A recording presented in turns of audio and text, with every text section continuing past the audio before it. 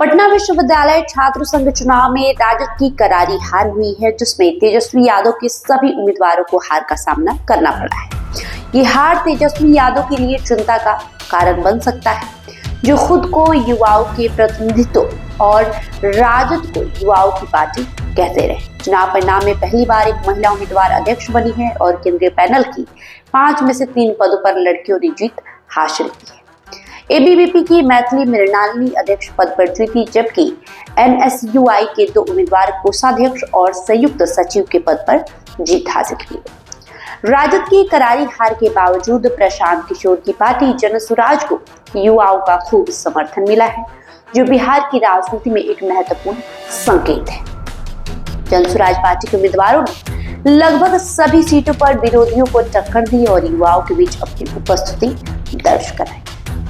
इसे लेकर वरिष्ठ पत्रकारों का मानना है कि राजद को अपनी गलतियों से सबक लेना होगा और समन्वय और सहयोगात्मक राजनीति की ओर लौटना होगा। राजद को लेफ्ट, कांग्रेस और वाम दलों को साथ लेकर चलना होगा और सकारात्मक राजनीति करनी पड़ेगी। आपको बता दें कि पटना यूनिवर्सिटी छात्र संघ चुनाव इसलिए महत्वपूर्ण रहा है कि यहीं से लोकनायक जयप्रकाश नारायण, राजद अध्यक्ष लालू प्रसाद यादव, मुख्यमंत्री नीतीश कुमार, पूर्व उप मुख्यमंत्री दिवंगत सुशील कुमार मोदी, पूर्व सांसद और एक्टर शत्रुघ्न सिन्हा, भाजपा के राष्ट्रीय अध्यक्ष जेपी नड्डा, पूर्व केंद्रीय मंत्री रविशंकर प्रसाद, कांग्रेस के रामजतन सिन्हा, भाजपा के पूर्व सांसद अश्विनी चौधरी, पूर्व मंत्री दिवंगत दिग्विजय सिंह जैसी नामचीन हस्तियां यहाँ के छात्र रहे हैं।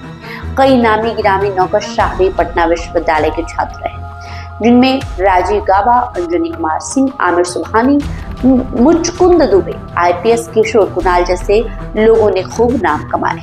ऐसे में राजद की हार बहुत बड़ा झटका कहा जा सकता है। वही जानकारों का मानना है कि राजद की हार में भी सीख है और अगर वो अपनी गलतियों से सबक ले तो फिर जीत की राह प्रशस्त हो सकती है। दरअसल राजद का बड़ा लक्ष्य भाजपा जदयू की जोड़ी को हराना है। ऐसे में राजद को समन्वय और सहयोगात्मक राजनीति की ओर लौटना होगा। लेफ्ट पार्टी, कांग्रेस और वाम दलों को साथ लेकर चलना होगा और सकारात्मक राजनीति करनी पड़ेगी। इसी छात्र का उदाहरण लीजिए तो पटना विश्वविद्यालय में कांग्रेस की छात्र इकाई एनएसयूआई बेहद मजबूत रही।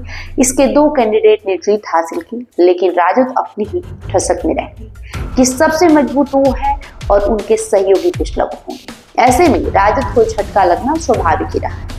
राजद को अपने सहयोगियों की ताकत को पहचानना होगा और समन्वय बिठाना होगा।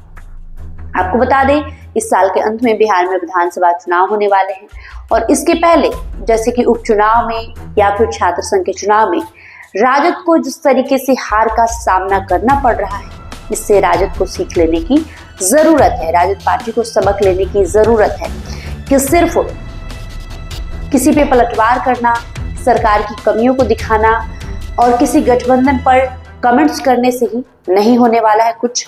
अगर आप अपने आप को युवाओं की प्रतिनिधि कहते हैं, आप अपने आप को युवाओं की पार्टी कहते हैं, तो आपकी ओर युवाओं का अट्रैक्शन भी दिखना चाहिए, जो कि बीते उपचुनाव में या फिर पटना यूनिवर्सिटी का ऐसे इंपॉर्टेंट चुनाव जिसमें युवाओं की ही भागीदारी होती है, उसमें भी आप 0 पर आउट हो गए।